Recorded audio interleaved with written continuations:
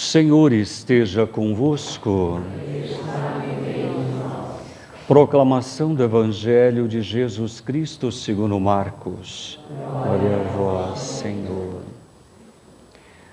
Naquele tempo, Jesus dizia no seu ensinamento a uma grande multidão: tomai cuidado com os doutores da lei.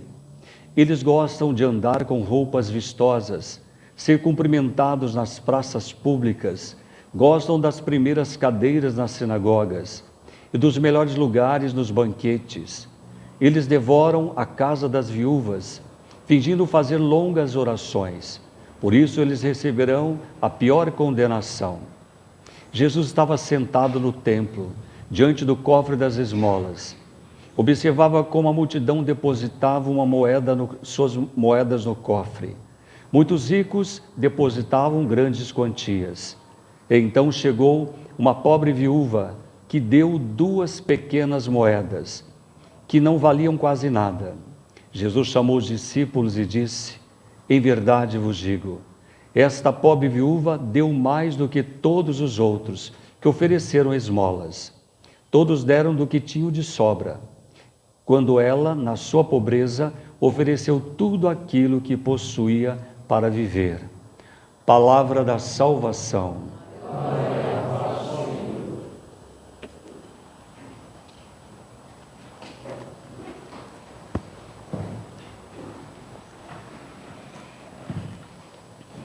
Caro Padre Eugênio e essa comunidade monástica, que privilégio estar aqui, conhecer esse lugar santo, onde nós podemos fazer a experiência hoje de ouvir a Deus, e muito mais ainda, não só ouvir a Deus, mas ter a companhia da nossa Mãe Santíssima.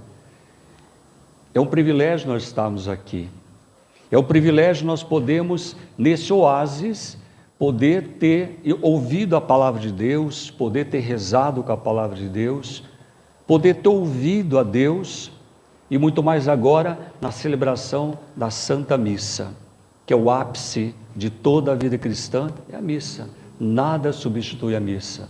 Nós poderíamos ficar em retiro aqui o dia inteiro, o mês inteiro, ouvindo, pregando, fazendo partilha, rezando no Espírito, mas se não tivesse missa, não adianta nada. Nós íamos para casa vazios, porque é a Santa Missa que nos preenche. É ela que, dela nós recebemos o bem maior, que é a presença santíssima de Jesus na nossa vida. Ouvindo as leituras de hoje, nós podemos concluir que nosso Deus é um Deus providente, porque é um Deus que não se esgota. Ele sempre está atento às necessidades de cada um de nós. É um Deus que nunca esgota. Lá na primeira leitura, nós vemos a visita que o profeta fez, uma viúva de Sarepta, pobre, desvalida. Tanto que as viúvas na Sagrada Escritura, quando elas pedem o seu marido, a mulher também, naquele tempo, não tinha muito valor, ainda mais viúva e pobre. Mas foi mandado o profeta na casa dessa viúva, e ele pediu um pão para ela. Então ela foi lá, o que ela tinha, ela deu, fez o pão, cozinhou o pão e deu para o profeta comer.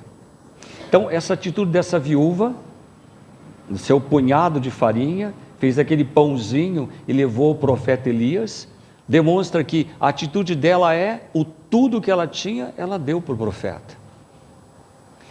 Mas muito mais ainda, irmãos, esse tudo que ela tinha deu para o profeta, lembra que cada um de nós, o pouco que nós temos, nós devemos aprender a repartir. O pouco que nós temos, nós temos de aprender a dividir com o outro. Na segunda leitura da carta aos Hebreus, nós vemos que Jesus Cristo é aquele que se oferece como sacrifício vivo por cada um de nós, porque Ele é o tudo do Pai. Jesus é o tudo do Pai.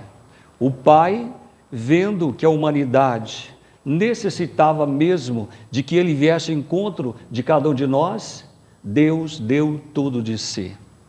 O tudo de Deus é Jesus Cristo, que vem ao encontro de cada um de nós. E diante desses fatos, da realidade da palavra de Deus, nós devemos pedir a Deus que nós aprendamos também a repartir, a compartilhar. Mas não é dar daquilo que sobra, não é o que sobra. Perto do cofre Jesus estava, ele percebeu, além de depositar, os ricos depositar o que sobrava no cofre, aqueles que iam no templo para rezar, iam simplesmente com uma aparência, não iam com uma verdadeira sinceridade para se colocar diante de Deus, mas iam com aparência, e depositavam no cofre aquilo que sobrava.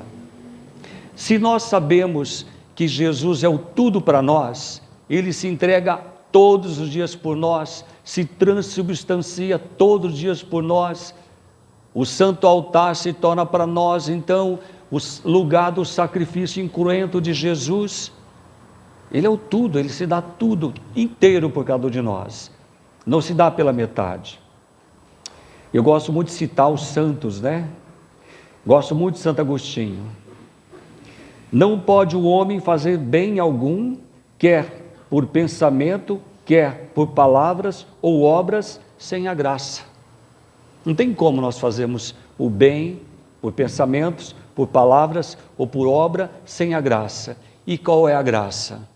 A presença de Jesus, vivo em cada um de nós. Sem a presença dele, as nossas obras, a nossa fé, a fé nós podemos até levar, dizer que temos fé, as palavras também. As obras praticadas viram somente filantropia, não é verdadeira caridade. Mas se Jesus, Ele é aquele que nós amamos de verdade, é o bem maior que nós trazemos para a nossa vida e aprendemos a repartir. Essa viúva aqui deu tudo o que ela possuía, porque ela não deu aquilo que sobrava, era o que ela tinha. Eu me lembro que no começo da nossa comunidade, tinha a dona Lourdes, que ela era na favela, nossa comunidade. Ela tinha o dinheiro do pão, para ela comprar o pão de manhã, para ela poder tomar café com os filhos. Ela guardava o pão da semana inteira, ficava sem comer pão e colocava no ofertório da missa. E um dia o padre ficou sabendo, falou: dona Lourdes, a senhora não precisa colocar aqui na cestinha, né? Nós levávamos cesta básica na casa dela. E eu levei comida várias vezes na casa dela. Ela disse: padre, o que é meu é de Deus. Se eu tenho, eu dou. Quando eu não tenho, eu não dou, mas se eu tenho, eu dou. Ela dava R$2, R$5, era tudo que ela tinha. Se chegar na casa dela, não tinha nada. Aí nós levávamos na casa dela. É o óbolo da viúva, o tudo.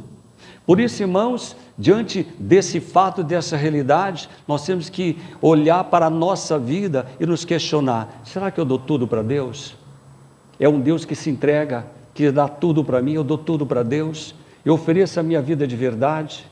E por isso, se o bem que eu vou praticar, por pensamento, por palavra, por obra, se não for a graça dele na minha vida, não tem sentido, não há sentido nenhum.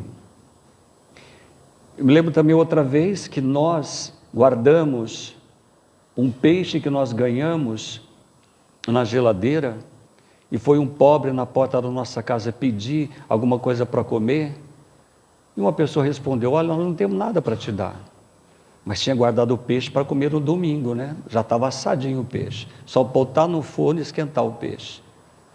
Tá bom, isso era no sábado. Quando chegou no domingo, fui pegar o peixe estava estragado. Estragou o peixe. Não deu para os pobres, estragou. Era tudo que nós tínhamos na geladeira, era aquele peixe. Aí tivemos que fazer macarronada para comer macarronada, porque o peixe era a nossa mistura mais gostosa que nós íamos comer. Quando nós damos tudo para Deus, Ele é providente, porque Ele dá tudo para nós.